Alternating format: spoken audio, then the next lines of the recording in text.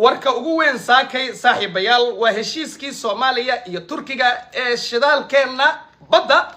ee ceyrinka ah qaar waxay leeyihiin Soomaaliya heshiiskaasi way ku guuleysatay wadadii barwaaqada ay cagta saartay qaar waxay leeyihiin heshiiskaas mar haddii 5% ay Soomaalidu helayso Turkigana uu helayo 90%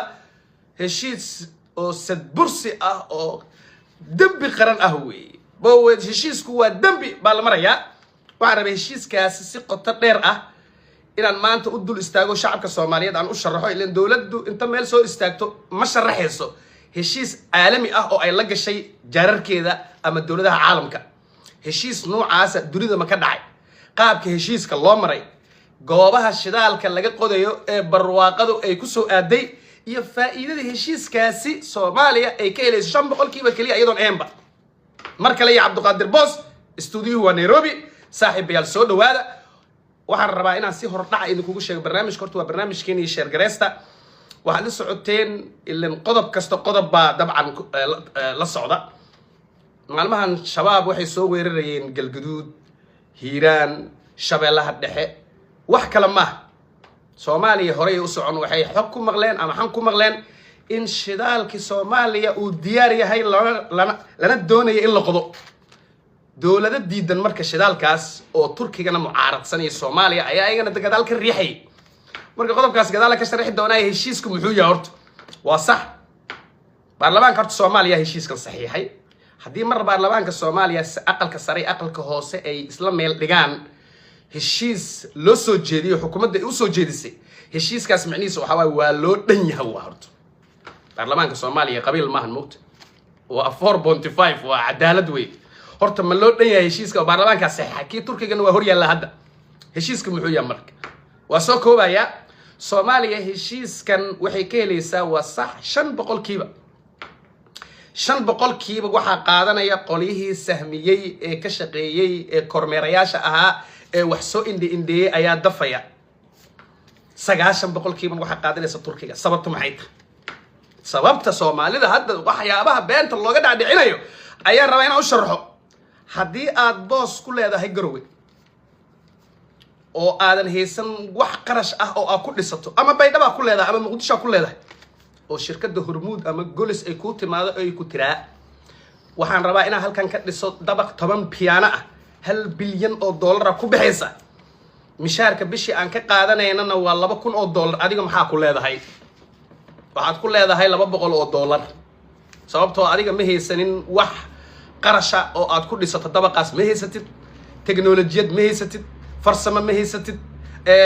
ragii wax dhisa la ma haysatid awoodda Soomaaliya dawladda Soomaaliya inta la egtahay idima sharaxay waa in lagu dhisaa oo aad percentage yar ka qaadataa si adiga wixii waxaadi lagu dhiso waxaad waa in lagu dhiso dad dhisa karin dabcan horta saldhiga heshiiska horta kaas weey masaasa lagu jooga maya wax walba contract ya jira dunida saxiix baa jira 10 sano 7 sano kadib maxaa dhacay waxa dhacaya in aad kala qaybsataan iyadoo dawlad waxba iyadoo jirin wax ku dhistay 10 sano kadib ina same team ama isku mid aad tihiin si lamida Venezuela way ku soo dhacday Iran way ku soo dhacday Emirates Norway Qatar Kuwait Sacuudiga u jeedid saasay ku soo wada bilaabeen anaga hadda 5% jab noo ogol yahay qaar laba loo ogolaa ilaa wax hadaad haysan bilow baa loo baahan yahay Soomaaliya ka arki kartaa Nairobi ka arki kartaa waxa ka fahamtaa si walba oo ganacsi maalgashi lagu bilaababa noocaas ahba waaya waxaan rabaa marka shidaalkan intee laga qodayaa marka shidaalkan waa xagee shidaalkan waxa laga qodayaa intiisa ugu badan 75% dhulkan la yiraahdo mareeg oo dhulka reer tolkay waa islaha galmudug ilaa Hobyo galmudug baa ka faa'iideysa shanta lagu sheegay 2% ba galmuduga iska leh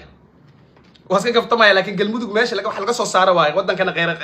qeyrad qaybsi wax la yiraahdo jiro oo aan ku wada heshiinay taas macnaheedu miyaa galmudug kaliya ku ekaanay marka dakhliga iyo faa'iidada ma aha Hiiraan marka la yiraahdo Hirshabeelle wax ku leh Puntland oo dhihi doonta heshiiskan Xasan kaligiis buu wax cunay Xasan kaligiis buu wax laqay Xasan kaligiis buu dumay Xasan kaligiis buu iyada laftirkeedu waxbay ku leedahay somaliland oo aan ogoleen oo leh annaga soomaaliya waa ka go'an waxbay ku leedahay jubbaland oo meel taagan waxbay ku leedahay lafta gareen waxbuu ku leeyahay gobolka banaadir waxbuu ku leeyahay federaalka wax ku leh shan boqolkiiba maxay u dhigantaa ma taqaanaan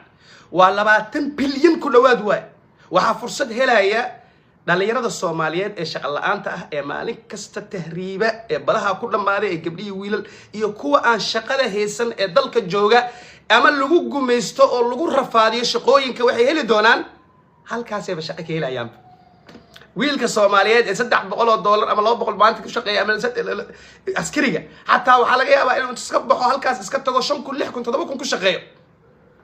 وافنتي سوما horta faa'iidada ugu badan Soomaaliya iska leh shalay maxay haysatay maanta maxay haysataa aqliga saliimka wuxuu sheegayaa siyaasi Soomaaliyeed hadhageysan wuxuu ku leeyahay hadii afar wiil meel ku dhimato waa la shirqoolay dagaalka aniga ma wado hadii aadan yaba laga baxo ee dawladdu waa jabtay hadii doorasho dalka galo aniga ma wadi maxay wax u dhacayaan teenada hala tago ya hadii heshiis la galo oo fursad maalgashi oo yar la helo 1% hadii la helana dalka Soomaaliya sadbursigu galayo aniga heshiiska ma gelin Xasan Sheekh baa galay qaar baa ku doodaya qalin xaqul qarin ma jirin xaqul qarin xilli aan qaadana ma joognaba xilli waxaan joognaa booskaan bakaaro ku yaalaya ii dhiso xaqul qalinka maxay xaqul qalin hatta hadii la qaadan lahaa loogu tala galay madaxda wax saxiix ah loogu tala galay shacabka Soomaaliya ka helay waxaan rabaa gabagabada heshiiska marka waa faantay Soomaa gabagabada heshiiska qodobka ugu weyn waa in ciidan tababaran oo ka soo dagaalamay wadamo badan oo adduunka ku yaalo oo Turkish ah ama diyaaradahooda ha wataan ama dabaabaadiyadooda ha wataan ama agabkooda ciidan oo dhameystiran ha wataan in ay qayb ka noqon doonaan durbana waaba la bilaabo shalay waad aragteen baraha bulshada ku aragteen in loo soo daabulayo Soomaaliya si ay u sugaan amniga goobaha shidaalka laga baarayo shabaabkina waxay u soo weerarayaan dhulkan waa intaas weey hadda la weynaa markay cid shabaab hadday meesha ka baxaysa Turkiga ku soo fariisanay maalgashi baa dhacaya 5% iska dhaafay Soomaaliya waxa ku filan 2% ku filan waa faantay Soomaa ciidan Turkiga halkaas la wareegay dawlado badan oo Soomaaliya oo mucaaradkan iyo shisheeyaha isla shaqeeyaan ogaada mucaaradka iyo shisheeyaha way isla shaqeeyaan dawlado badan oo diidan oo dhahaya Turkiga halkaas muxuu u joogaa carqalada wada arki doontaan ciidamada sida gaarka u tababaran ee Turkiga uu soo tababarana kuwaas la shaqeyn doona dalka waa dhaqaaqay hadda maxaa meesha ka baxaya marka qodobkaygu ugu dambeeyay barnaamijku wuxuu yahay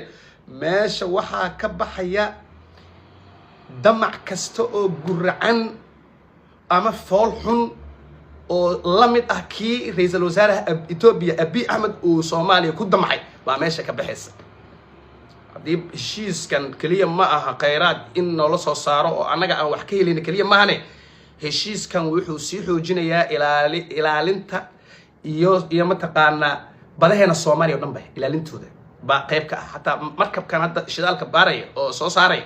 ama saliidda ceyriinka soo saaray ee dabiiciga ah waxa barbar socda 5 markab oo dagaal oo Turkishka uu leeyahay oo badda ku jooga dabaabado oo ciidamada Soomaaliyeed ay wehelinayaan dabcan heshiiskay qayb ka tahay waa iman doonaan waxa ay muuqata galmudug oo barwaaqo gaartay waxa ay muuqata Puntland oo barwaaqo gaartay waxa ay muuqata Hirshabeelle oo barwaaqo gaartay dabcan shidaalkan sidoo kale